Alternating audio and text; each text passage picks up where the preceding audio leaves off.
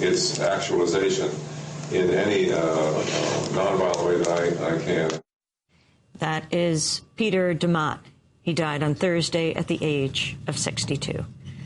This is Democracy Now!, democracynow.org, The War and Peace Report. I'm Amy Goodman with Juan Gonzalez. Juan, happy 13th anniversary. 13 for which anniversary is this, Amy? 13 years of Democracy Now! We were a little too busy yesterday to celebrate, but Democracy Now! has been on the air for 13 years. That's right. We started you, me, and one producer. And it was supposed to be a show that only lasted for 1 year, wasn't it? It was the only daily election show in public broadcasting, 1996, the second election of President Clinton. All right. Well, time flies when you're having fun, right? You wrote an interesting piece before we move on with our new segment on a big battle brewing within unions. Yes, another battle has now erupted in the so-called reform wing of the American labor movement. Now the Unite Here, which is the large union that represents hotel workers, garment workers, textile workers.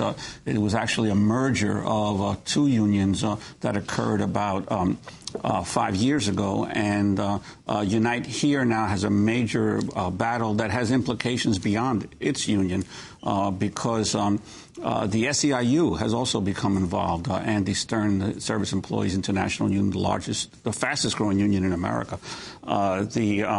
Apparently the original merger of Unite Here had Bruce Rayner, the former head of Unite, as the president of the merged union, and John Wilhelm, who was the head of the hotel workers, as the second in command of the new merged union.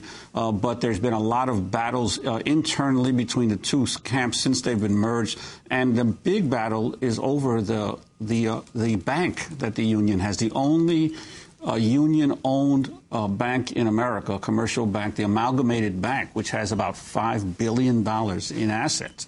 I call it one of the crown jewels of the American labor movement. And that bank produces, for instance, last year produced $23 million in profits that all went to help fund the union's activities. But now, as a battle has erupted, John Wilhelm looks likely to be elected the new president of Unite Here, and the Rayner forces are battling against that. They want a divorce. They say that the marriage has not worked. After 5 years, they want a divorce, and they want to move their entire operation into, apparently, SEIU. And the problem is that the union constitution that everyone approved does not allow secession.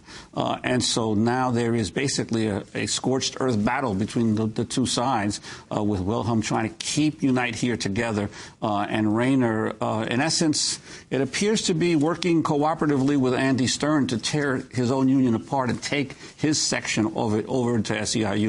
Of course, in my column today, I called SEIU the Roman Empire of the American labor movement. They keep expanding and absorbing new additions into their growing empire, and I talked with Stern about that yesterday. He acknowledged that he is working very hard to convince Unite Here that they would be better off as members of SEIU, and he's got lawyers and a whole bunch of people working to make that possible. But the rest of the labor movement, I think, considers that interference in the internal affairs of a fraternal organization. And so I don't know what's going to happen now, but I do think that this is a bad sign now that SEIU, which was leading the reform movement when they split off from the AFL-CIO to establish Change to Win, is now embroiled in yet another battle, which looks very much like the old battles in the labor movement for pure control by union leaders over resources, money, and members.